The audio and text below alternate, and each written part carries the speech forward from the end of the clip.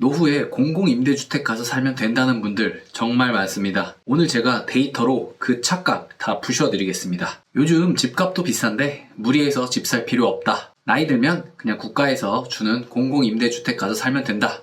이렇게 말하시는 분들이 있습니다. 얼핏 들으면 이게 굉장히 합리적인 것처럼 들리는데 이 생각이 현실의 데이터를 만났을 때 얼마나 실현 불가능한 신기루 같은 얘기인지, 그리고 이것이 왜 여러분의 노후를 망칠 수 있는 가장 위험한 선택인지 데이터를 근거로 하나하나씩 말씀드리겠습니다. 오늘 영상은 조금 불편하실 수도 있지만 여러분의 현실적인 노후를 위해서 끝까지 시청 부탁드리겠습니다. 여러분, 공공임대주택에 의존하면 안 되는 첫 번째 이유는요, 통계적으로 내 차례가 오지 않습니다. 공공임대주택은 보편적 복지가 아니라 극소수에게만 허락되는 희소제입니다. 데이터를 한번 보시죠. 2024년 2월 기준으로 한국에서 노인을 위해 공급된 주택은 전체 노인 가구의 단 0.6%에 불과합니다. 이게 얼마나 처참한 수치냐면요, 여기에는 비싼 돈 내고 들어가는 민간 실버타운까지 전부 포함한 겁니다. 나라에서 주는 저렴한 공공임대로 한정하면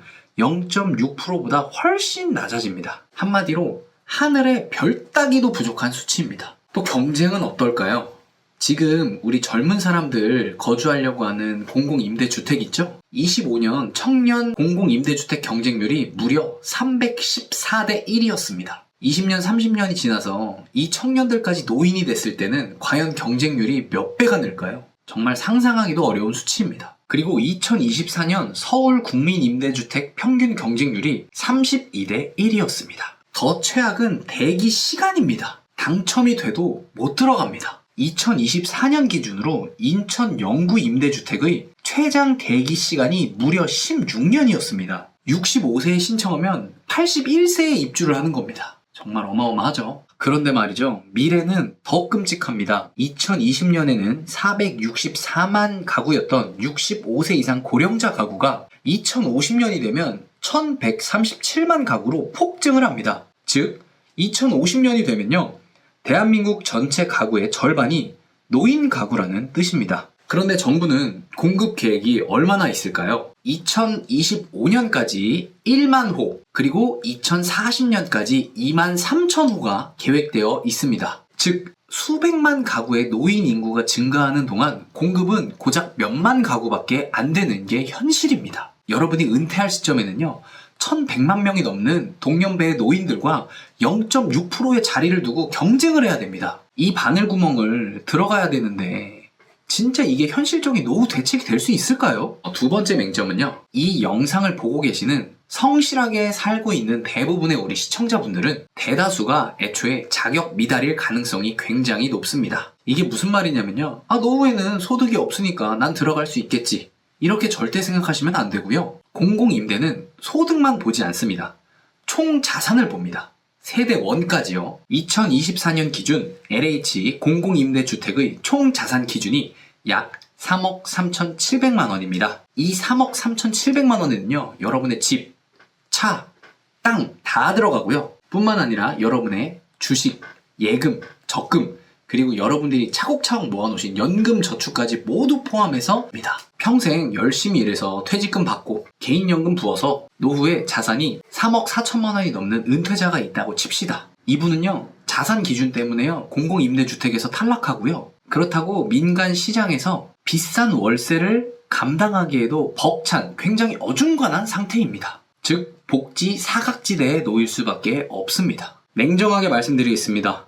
노후에 공공임대에 의존하겠다는 말은 나는 내 노후 총 자산을 3억 3,700만 원 미만의 빈곤층으로 만들겠다고 공언하는 것과 똑같습니다. 이게 여러분이 원하는 노후입니까? 세 번째 맹점은요, 과연 이 기준을 다 뚫고 입주를 한다고 해도 존엄한 노후가 될 수 있을지 문제입니다. 첫째, 국가가 과연 이걸 지속할 수 있을까요? 공공임대 공급의 80에서 90%를 담당하는 LH는 이미 구조적 적자 상태입니다. 영구임대주택은요, 한 가구당 1년에 60만 원씩 손해를 보고 있습니다. 이 적자를 기존에는 신도시에 땅을 만들어서 팔아서 메꿨는데 이젠 그것마저도 어려운 게 이 나라의 현실입니다. 더 근본적으로는 나라의 재정도 문제입니다. 한국은 이미 저성장, 고령화, 세수 감소라는 복합 불황에 진입을 했습니다. 30년 뒤에 연금이나 의료비 같은 지출이 폭증을 해버릴 텐데 수입과 세수는 점점 줄어드는 이 나라에서 과연 지금처럼 적자를 보면서 공공임대주택을 대량으로 지어줄 여력이 있을지 의문입니다. 둘째, 삶의 질입니다. 공공임대주택 민원 1위가 뭔지 아세요?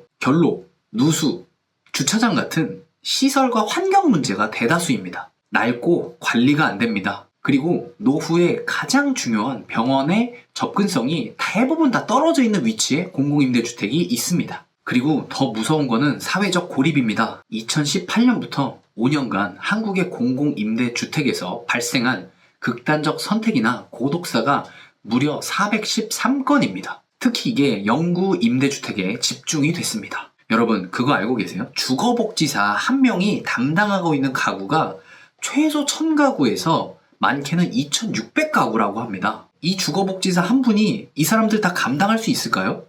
저는 절대 감당 못한다고 봅니다. 사실상 고립 예방 시스템이 작동이 불가능한 상태입니다. 네 번째 맹점은요. 공공임대 안 되면 그냥 월세 살면 되지. 이렇게 생각하신다면 우리보다 먼저 이 길을 걸어간 일본의 사례를 보셔야 합니다. 일본에서는 집 없는 노인이 주거 난민으로 전략하고 있습니다. 왜냐고요? 민간 임대 시장에서 집주인들이 노인을 안 받습니다. 일본 고령자 4명 중 1명은 입주를 거절당한 경험이 있다고 합니다. 이유는 단 하나, 바로 고독사 리스크 때문에 그렇습니다. 만약 자기 집에 새들어 살던 노인이 혼자 돌아가시면 그 집은 어쩔 수 없이 사고 매물이 되어버려서 자산의 가치가 폭락을 합니다. 그렇기 때문에 집주인들 입장에서는 노인분들을 받기가 굉장히 무서운 리스크인 겁니다. 결국 일본의 집 없는 노인들은요, 엘리베이터도 없고 해가 들지 않는 열악한 주거지로 밀려나고 있는 게 일본의 현실입니다. 어떤 분들은 이렇게 생각하실 수 있어요. 미래에 젊은 인구가 줄어드니까 어쩔 수 없이 노인들을 받을 수밖에 없다. 이렇게 생각하시는 분 분명히 있을 겁니다. 근데 그건 집주인의 손익계산서를 완전 잘못 읽으신 거예요. 집주인에게는 두 가지 선택지가 있습니다. 몇 달간의 월세 손해와 수억 원의 영구적인 자산가치 폭락. 만약 자기 집에 새들어 살던 노인이 혼자 돌아가시기라도 하면 그 집은 사고 매물이 되어 집값이 폭락합니다. 여러분이라면 일시적인 손해를 감수하시겠습니까? 아니면 영구적인 자산 폭락 리스크를 감수하시겠습니까? 비교가 안 되죠. 차라리 월세 조금 깎고 몇 달을 더 기다리더라도 젊은 세입자를 받는 게 100배나 더 이득이라고 저는 생각을 합니다. 이게 바로 일본이 지금 겪고 있는 진짜 현실이고 우리가 대비해야 할 진짜 주거 리스크입니다. 자, 그러면 공공임대라는 신기루를 걷어내고 나면 우리에게 남는 현실적 대안은 뭐가 있을까요? 결국엔 자가주택입니다. 노후에 내 집이 있다는 것은요, 단순히 살 집이 있다는 게 아니라 세 가지의 강력한 경제적 가치를 줍니다. 첫 번째 가치는요, 안정적인 현금 흐름을 창출할 수 있습니다. 바로 주택연금입니다. 내가 내 집에 평생 거주하면서 이 집을 담보로 국가 보증하에 매달 연금을 받습니다. 예를 들어 70세에 3억 원짜리 주택이 있다면 매달 약 90만 원의 현금이 죽을 때까지 나옵니다. 이것은 공공임대 거주자는 절대 가질 수 없는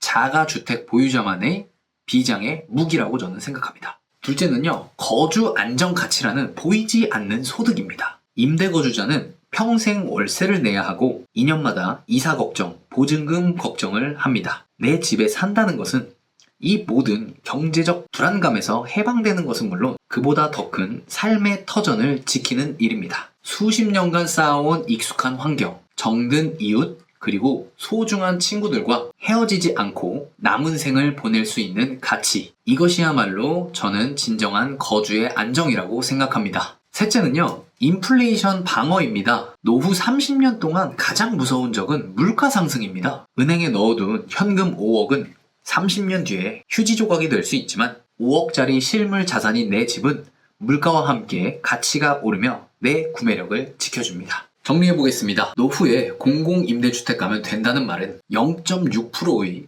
절망적인 공급률과 16년의 대기 시간을 무시하고 하는 말입니다. 그리고 연금 저축까지 합쳐서 자산 3억 3,700만 원을 넘으면 탈락하는 엄격한 기준을 모르고 하는 말입니다. 공급자인 LH의 구조적 적자와 국가 재정의 한계를 외면하고 하는 말입니다. 낙후된 주거 환경과 고독사라는 삶의 질문제를 간과하는 말입니다. 국가에 내 노후를 의존하겠다는 생각은 가장 위험한 생각입니다. 불확실한 초고령 사회를 가장 현실적이고 가장 안전하게 대비할 수 있는 수단은 바로 자가주택입니다. 오늘 제 이야기가 여러분의 노후 계획을 다시 한번 점검하는 계기가 됐으면 좋겠습니다. 윤동산TV였습니다. 감사합니다.